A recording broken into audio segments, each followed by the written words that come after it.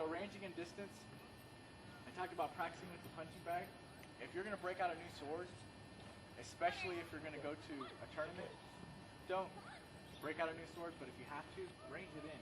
Go to your punching bag, go to your wall, go to your some kind of post, I don't care, and make sure you know what your distance is.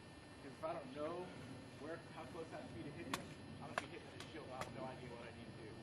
So I recommend 36s. It's obviously up to you what you want to use.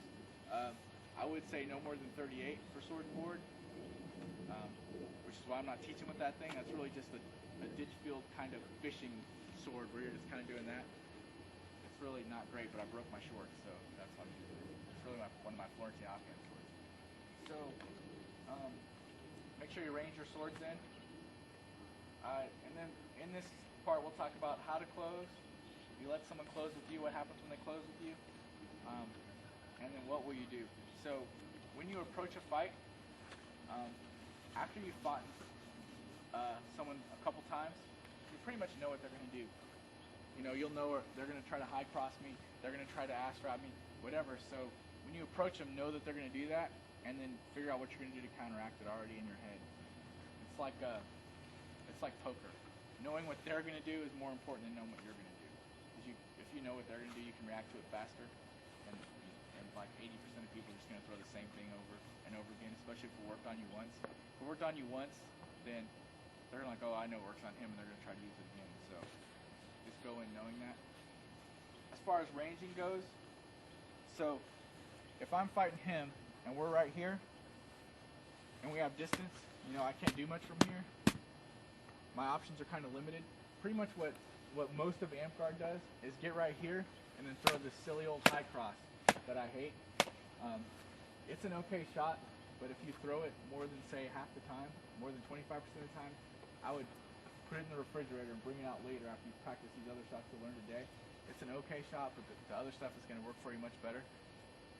But so the question now is, what do I do to get here? Because this is where you really want to be, is right here, because all kinds of avenues open up for you. So here's what you do. You're in your typical stance, you're approaching someone, you slide this back foot up. So this doesn't look much different than this. It looks almost the same to the person you're fighting, but your range has just gone way up, and they don't know it. So you're fighting them, and you're swinging shots, you slide that foot up, and then your range has gone way up. You can do whatever at that point. But if you stay here, you're limited. You can't do much because your back foot is holding you back. So you need to bring that foot up. For fighting Florentiners, that's especially good. They're coming at you, swinging shots or whatever. You're kind of standing back, letting them swing. When you slide that foot up, you've got range on them now. They just don't know it. So that's a big secret. And now that you know it, watch people's back feet. They're sliding it up, they're coming. So never close like this. So if I'm going to close on him, don't step. Because if I step, look what happens with my right foot forward. Yeah, my hip. It's just totally, so it looks kind of dumb, but do it anyway. Just slide the whole time. And if you're going to circle someone, which I highly recommend, then go ahead and slide this way. Keep them going. Don't cross your feet up ever, and don't step ever. Those are the two things you don't want to do, because they'll get you killed. Unless you're running down a pole arm, and then you just have to run really fast, so you kind of have to. So that's pretty much the deal with ranging and distance. Make sure I didn't forget anything.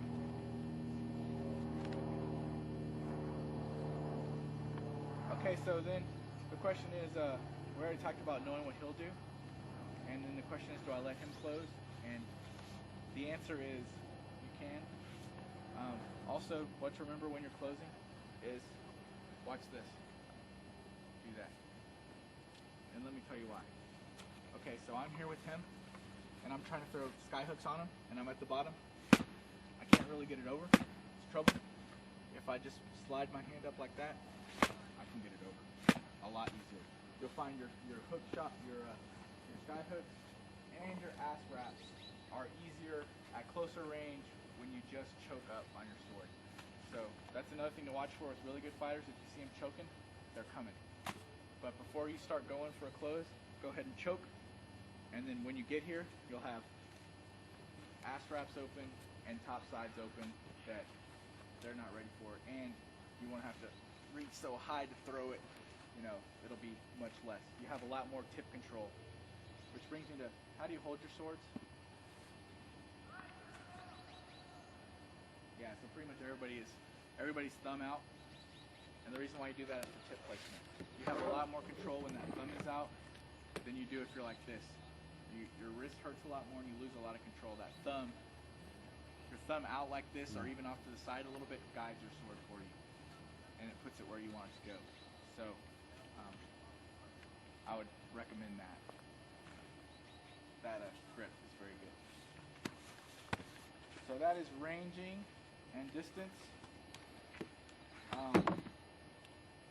We'll kind of spend some time here talking about the press. Even though that gets into a little bit about shot selection. So if I'm fighting him and I want to close that distance, I do exactly what I mentioned. I slide my foot up and then I get right here with him. And most of Amp Guard doesn't know what to do with when you're shield to shield with him. Don't shield bash, but you can shield press or shield rub. I don't care what you want to call it. As long as you're not bashing, if you're right here, that's really not bashing. And then you have here, all kinds of shots open. And people don't like you in their personal space. It makes them nervous. So get in their personal space. Most of Amp Guard doesn't do that and they're not used to it, so it'll throw them. So that's important. But that's how you close that distance. Slide that foot up, or the other one is just jump it. So you let your left foot lead and just leap forward and get right here. Do whatever you want to do from there. We'll talk about those shots later, but those are the ways to close. So I would recommend, if you don't press very often, then work on pressing often. Especially if you don't press often, when you go home, you'll throw the fighters that you fight with off a lot if you press them, because they're not used to you pressing. Especially if you're a back pedal fighter. They really won't be ready for that. So I think is the next important thing, because everything I told you so far with ranging and distance and defense, with the gangster lean and all, the way you defeat those things is by faking. So now we'll talk about different kinds of fake, what I call like the ultimate fake or the primary fake, and then we'll go into a few other foot fakes and stuff like that. So, and then we'll practice both ranging and distance and some of these fakes. So one of the best fakes and easiest fakes to do goes like this. That's all you have to do.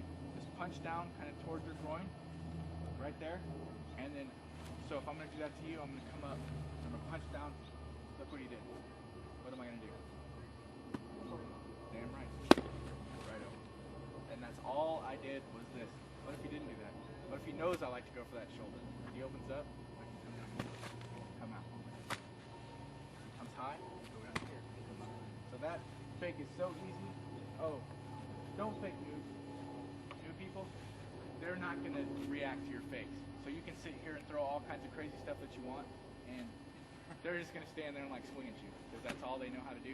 So make sure you use your fakes on who they're appropriate for, and then just give it a good, come up high, low, whatever their shield does, you can react to it. So that's one fake. If you're fighting Florentiners, there's a couple ways to approach it. Always stab them. That's the main thing, but sometimes they're looking for that, so they're going to block it, or try to range or whatever. Again, you'll slide that foot up, like I already talked about. But if you fake out towards their arm, they're very worried about their arms getting hit, so they'll go to block that. Just go ahead and stab them after that, right in the stomach, chest, whatever. The other one is to pump one stab right here, and then go ahead and give them a stab to finish them off. Because what they'll do is, if you go like this, they're going to go, and then they just opened up a whole range of stabs for you. Give them another one. Get them reacting to what you want them to do. There's that fake. The next fake that I like to use, a lot of people like to throw this shot. I don't really recommend that shot, but it's a good fake since a lot of people like to throw it. Go ahead and just bring your hand down to here, and they'll be like, oh, I know this shot, and they'll adjust to it, and then after they make the adjustment, you'll do the same thing. You'll come across and go over. And see, he didn't even adjust to it, and I still got over. So it's like a press move. So it's down and up. And then over the top, yeah. And if you're gonna press hard with it, go ahead and choke. Come down, and then just go over the top. All you need is to see something. If you can see it, that means you can hit it with your sword. That's the whole point to a fake, is just to get that little opening you need to hit them. And that's why sword side hips are very vulnerable, because you can almost always see them. And that's why we do our best to keep them back in a way.